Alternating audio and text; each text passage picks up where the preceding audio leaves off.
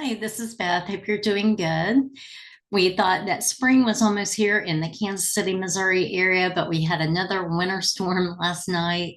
So our daughter Heather was on the way to work this morning, and the roads weren't that bad. She said it was just the wind. She said it was just ridiculous. She saw a semi truck jackknife, and that highway was stopped. Thank God she got there safely. I was praying last night and this morning for my family's safety driving to and from work. And I went into town for an errand, and when I parked, I could hardly open my car door because there was this gust of wind. And then when I got out of the car, the wind was pushing me forward. So I was like, oh my gosh, this is so dangerous. Thankfully, I got home safe too.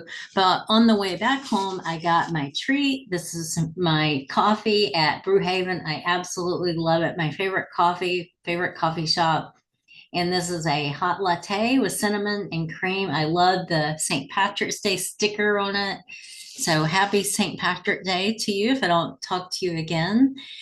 But I wanted to talk to you about another of God's kingdom keys, which is procrastination. Procrastination. Now, I don't personally struggle with that. In fact, I'm like a racehorse wanting to get out of that starting gate. I do have family members and friends that struggle with it. It's a problem for a lot of people. Procrastination is rooted in different things. It can have many different causes. One can be that you're just so busy. You've got that laundry list of things to do, and you just can't get to that one thing. In that case, it's about prioritizing what you have to do. Jesus had a long to-do list too on his short time on earth with this ministry, but he prioritized spending time with the Father. And then after that, he did and said only what the Father told him to do. And that should be as to when we make our to-do list, let's ask God, what do you want me to do today? God, where do you want me to go? What do you want me to say? So it can be busyness. It can also be fear. It can also be, not knowing the outcome of something. So we put it off.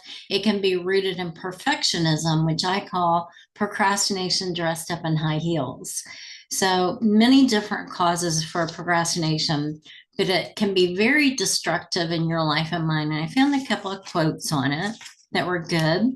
One is procrastination is the thief of time by Edward Young.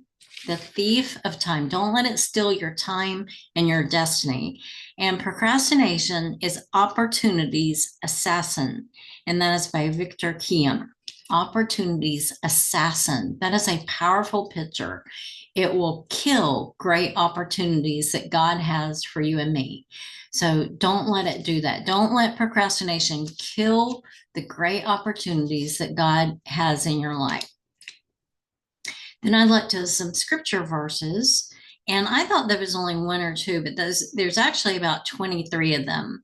1 Corinthians 14:40 says, but everything should be done in a fitting and orderly way. A fitting and orderly way. If you're procrastinating, it's not going to be done in a timely and orderly way. Procrastination causes chaos. It causes destruction and chaos. We don't realize the price we pay for procrastination. So we need to just do it, as Nike's slogan says. Another is Ecclesiastes 11:4. Whoever watches the wind will not plant. Whoever looks at the clouds will not reap. Now, what does that mean? If you're standing around looking at the clouds, you're not really doing anything. Nothing wrong with daydreaming. We all need that, especially if you're a creative, a speaker, a writer, an artist. There's a time to dream and there's a time to do. But if you're standing around all day looking at the clouds or looking at Netflix, nothing wrong with Netflix. I love Netflix too. Mostly I love watching YouTube vlogs. That's my form of entertainment at night to relax before I go to sleep. But if you're doing that all day long or scrolling on social media, you're not doing what God's called you to do and be. And so we can't just stand around watching stuff. We have to do. We have to do what God's called us, right? Let's see. This is a powerful one. John 9:4. As long as it is day, we must do the works of him who sent me. Night is coming when no one can work. I find that a very strong warning. And I think basically what it means is we have a limited time here on earth God knows the day of our birth. He knows the day of our death. We're not guaranteed. We're not promised tomorrow. So we need to do today what God has called us to do. I believe it was the comedian Irma Beck, who was also an author, who said, when she faces God, she wants to be able to say, I used everything you gave me. And I've shared that quote before.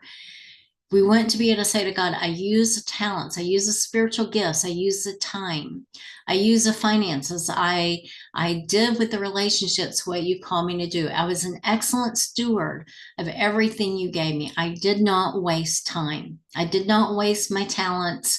I did not waste my gifts. I did not keep giving you or others excuses, but I fulfilled a purpose that you created me to have for your glory, Jesus. So I hope this encourages you today. Do not procrastinate. Ask God to help you if that is a habit in your life. Find out what's causing it. Is it fear? Is it you have too much on your plate? You're too busy? Is it you're trying to be perfect? Nobody's perfect but Jesus. So conquer procrastination so that it will not be an assassin of the opportunities God has given you and me. This is Beth at BethJones.net. Be blessed and have a beautiful day. Stay warm, stay safe, and I will talk to you later. And happy St. Patrick's Day if I don't talk to you again. Cheers.